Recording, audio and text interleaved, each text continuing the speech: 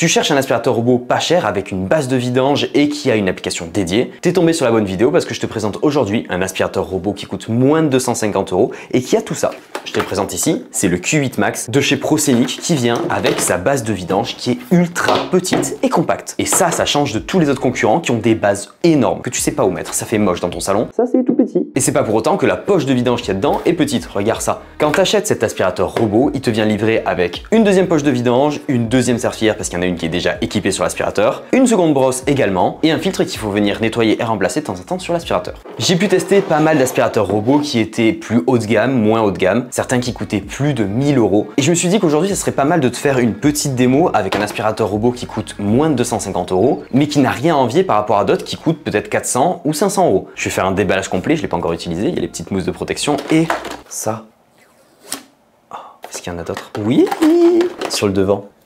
Oh là là là là, j'en veux d'autres. Donnez-moi-en d'autres, s'il vous plaît. Tu vas retrouver sur la partie haute de cet aspirateur un télémètre laser, un petit bouton allumé, un petit bouton homme. C'est des boutons physiques que je trouve bien mieux que des boutons tactiles comme tu retrouves sur les nouveaux aspirateurs de maintenant. Un bouton, t'appuies dessus quoi. Sur la face avant, tu vas venir retrouver des capteurs de manière classique comme dans tous les aspirateurs. Sur le dessous également pour éviter qu'ils tombent dans des escaliers par exemple. Des roues qui sont sur ressort si jamais il a besoin de passer un petit obstacle, il va pouvoir le passer. Une brosse qui ne se retire pas elle avec une vis comme dans tous les aspirateurs robots qui se retire en tirant dessus. Je vais pas y arriver. Ah voilà, c'est bon. Pour venir la remplacer par l'autre brosse si jamais celle-là est usée. Tac. La petite roulette habituelle, la brosse avec la zone d'aspiration, la serpillière qui est une serpillière à scratch. La brosse, on va pouvoir venir la retirer avec les deux languettes qui sont juste ici, tac, tac, pour venir la nettoyer. Système classique qu'on retrouve dans tous les aspirateurs, c'est pour ça que je te dis, cet aspirateur, malgré qu'il soit pas cher, il a rien à envier à des aspirateurs qui coûtent plus cher, qui ont exactement les mêmes systèmes. Pour la zone bac et réservoir d'eau, c'est sur la partie arrière. Il y a une petite languette à tirer, ça se retire comme ça, et on va avoir un caoutchouc qui se retire pour remplir l'eau. Cette eau, elle va venir s'écouler au fur et à mesure sur la serpillière pour pouvoir venir nettoyer le sol. Cette serpillière est également décrochable, clac, si j'ai envie de passer l'aspirateur sans la serpillière, je peux retirer la serpillière en entier. Le réservoir à saleté, c'est un réservoir qui est assez grand par rapport à d'autres aspirateurs robots. Tu vas pouvoir avoir pas mal de saleté qui va venir s'accumuler ici, mais comme on a une base de vidange, on s'en fout un petit peu qu'il y ait un grand réservoir ou un petit réservoir, ça viendra se vidanger automatiquement à l'intérieur. Pas besoin de vider l'aspirateur et si jamais tu as envie de changer le filtre, ça se fait en venant tirer la petite languette qui est juste ici, clac, et le filtre se retire. On va le repositionner, clac, et refixer le filtre. Maintenant qu'on a fait un petit peu le tour de l'aspirateur, on vient le remonter, je vais le brancher, le connecter à l'application et on va pouvoir venir lui faire plein de petits tests. La première étape, ça va être de venir installer l'application Proscenic et d'appairer l'appareil directement à l'application. Pour ça, rien de compliqué, il faut que l'aspirateur soit allumé. Waouh! La technologie. Oh là là! Ça fait tellement un appareil cheap. Bon, ils ont pas du tout mis le paquet sur les haut-parleurs qui sont intégrés à l'intérieur. Bon, maintenant pour l'appairer, il va falloir faire une manip très simple. Appuyer en même temps sur le bouton Home et le bouton Démarrer. Tac, on reste appuyé pendant 5 secondes. Voilà. Comprends rien à ce qu'il dit, gros, tu comprends rien à ce que tu dis là. Donc maintenant que le mode appairage est enclenché, on appuie sur ajouter un appareil sur l'application. Là automatiquement l'application va détecter le Q8 Max et d'ailleurs il a détecté un autre aspirateur, je ne sais pas qui c'est, ça se trouve c'est un de mes voisins. Mais si jamais tu le trouves pas, tu l'as juste ici en bas, tu auras juste à le sélectionner Q8 Max. Mais nous on va cliquer sur le petit bouton parce que ça a été détecté automatiquement. Dans la liste Wi-Fi, sélectionnez et connectez-vous au Wi-Fi domestique actuel. D'accord. Notez que seuls les réseaux... Oui bon c'est bon, tais-toi, voilà. L'application commence à nous parler. Donc il faut rentrer le code Wi-Fi, passer ensuite à l'étape suivante. Ah, arrête de parler. Du coup, ça passe à l'étape suivante et ça va connecter l'aspirateur au Wi-Fi, chercher les mises à jour qu'il y a à faire et charger jusqu'à 100%. Voilà, une fois terminé, tu entends, c'est connecté. On clique sur compléter. Donc voilà, tu vois son pourcentage de batterie sur l'application, le nombre de minutes où il est passé, pour l'instant 0 parce que je ne l'ai pas démarré. Et une fois qu'il sera passé partout, il y aura une cartographie qui se mettra en place. Tu peux voir que tu peux sélectionner plusieurs modes, le mode auto, serpillière, pièce qu'on viendra voir tout à l'heure, une fois qu'il aura fait son premier passage partout chez moi. Alors je m'attendais pas à ça, mais en fait, le premier truc qu'il fait, c'est qu'il va venir cartographier tout mon appartement. Donc il va passer à plein d'endroits pour venir cartographier tout ça avant le nettoyage. Bon alors, Attends, c'est tout dégueulasse.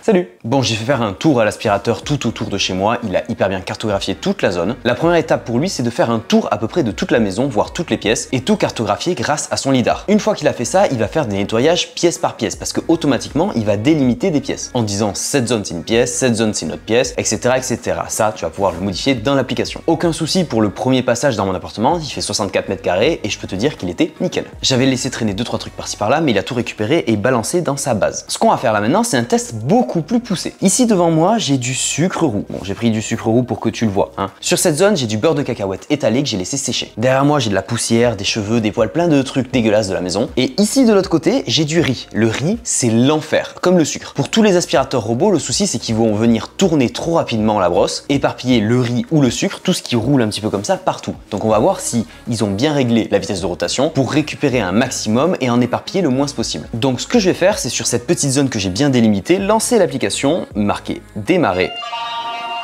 Ouais, je vais couper le son parce que... Ouais, arrête. Si tu lances l'aspirateur, t'es pas discret. Allez, let's go, je le laisse faire son travail. Hop là.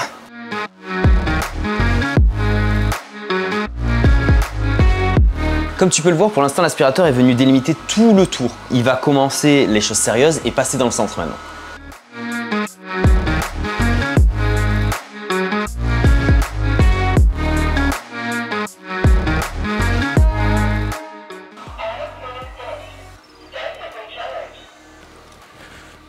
Bon. Le temps qu'il retourne à la base, on va pouvoir débriefer un petit peu de tout ce qu'il a fait. Tu vois, je peux marcher partout tranquillement. Le sol est clean. Alors évidemment, sans compter la grosse tache qu'elle a. Il repart à sa base et normalement, il va venir se vidanger. Pourquoi tu viens, gros? T'es censé te vidanger à aller à ta base, là.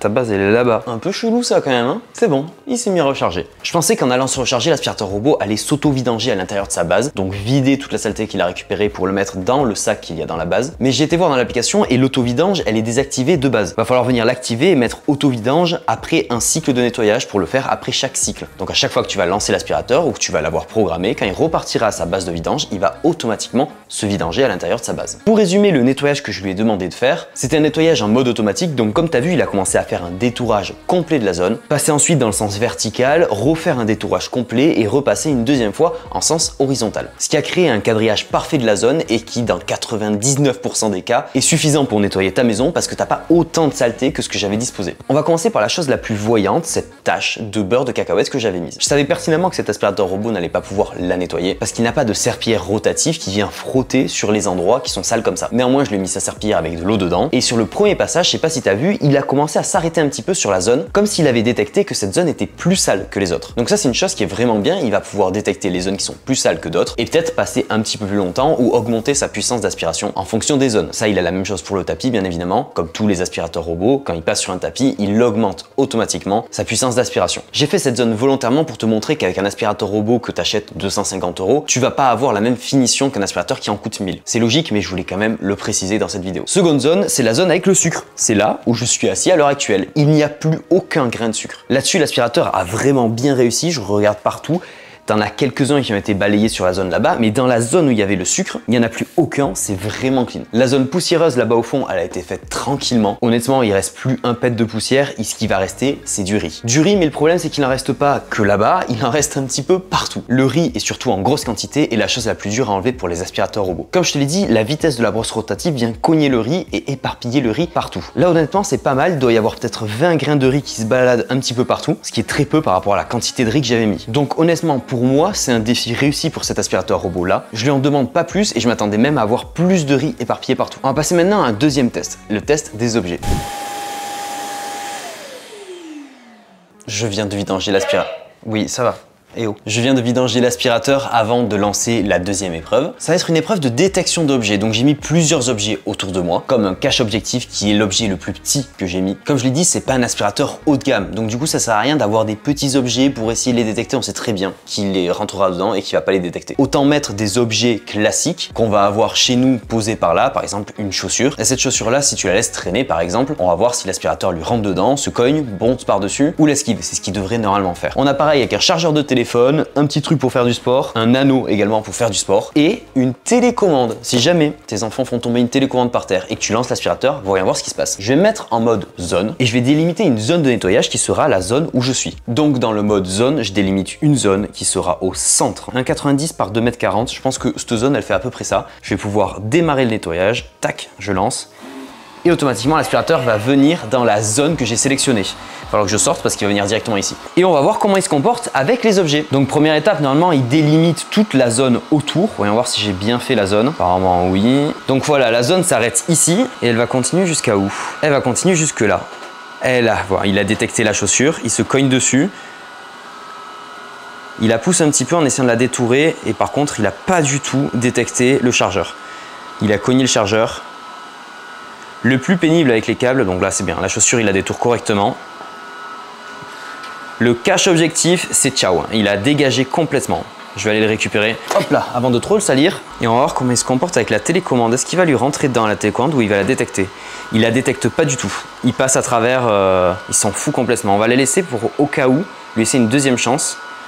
Non, il la détecte pas du tout la télécommande. Hop là, ça dégage. Cet objet, je l'ai mis exprès parce qu'il a des pieds. Et du coup, les aspirateurs, souvent, ils montent dessus et ils viennent se bloquer. Et là, c'est ce qu'il est en train un petit peu de se passer. Il le détecte, il se cogne, il le pousse. Mais il escalade le rebord. Et c'est ce qu'on veut pas parce qu'il va venir se coincer dessus. Comme là, à l'heure actuelle. Donc ça, je le retire aussi parce qu'il le détecte vraiment pas bien. Il va pas nous rester grand chose. Hein. Ah, l'anneau. L'anneau, il n'a pas détecté, il a poussé. Ah, il va rien détecter du tout. Aïe, aïe, aïe. Le point négatif de l'aspirateur. Voyons voir l'anneau comme ça maintenant. Il lui rentre dedans, il s'en fout complètement, il ne le détecte pas. Le chargeur, allez, détecte-le, détecte-le. Pas du tout, ça le cogne. Le plus embêtant avec les chargeurs, c'est qu'il va venir s'emmêler et le câble va venir s'emmêler à l'intérieur de la brosse rotative. Je peux venir mettre en pause de suite, voilà, et lui dire d'aller se recharger.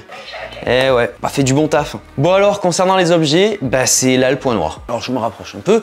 Évidemment, le prix de cet aspirateur est beaucoup moins cher que tous les autres. Mais c'est qu'il y a une raison quelque part, c'est au niveau de la détection. Quand tu auras un objet physique dur, assez haut et assez grand, il va venir le détecter grâce à son lidar. Mais oh tranquille, te cogne pas contre les murs, hein. C'est pas énervé, hein. Mais également grâce à son capteur à l'avant, latéral, pour pouvoir venir l'esquiver, le détourer.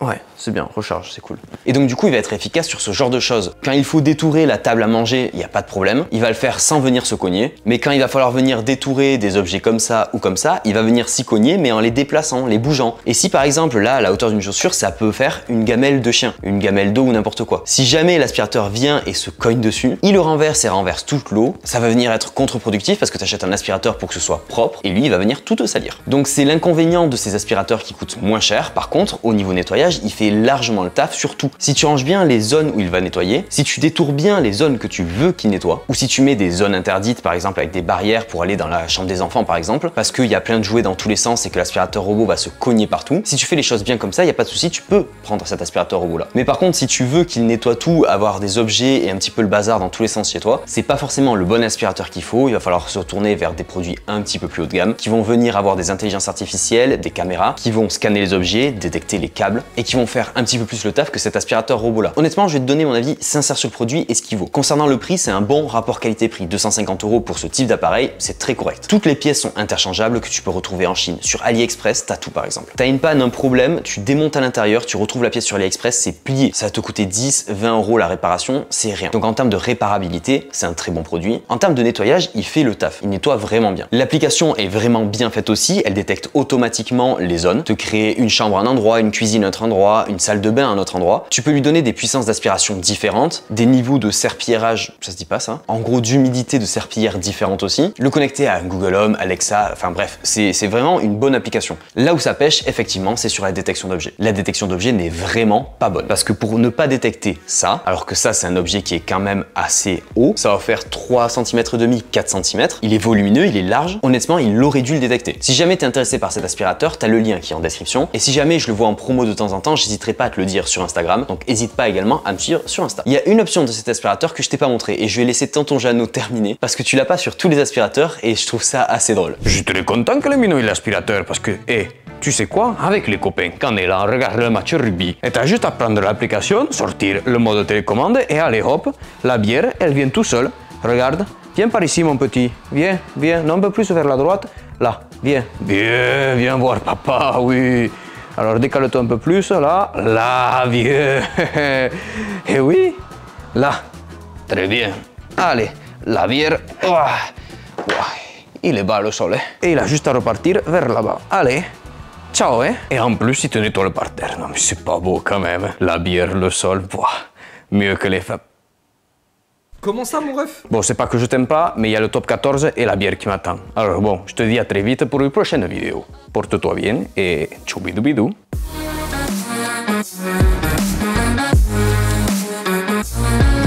Regarde-moi ces pitres. Ils sont là, ils jouent au rugby, ils savent pas attraper les ballons. C'est pas possible. Amène-moi la carabine, Bernadette. Amène-moi la carabine.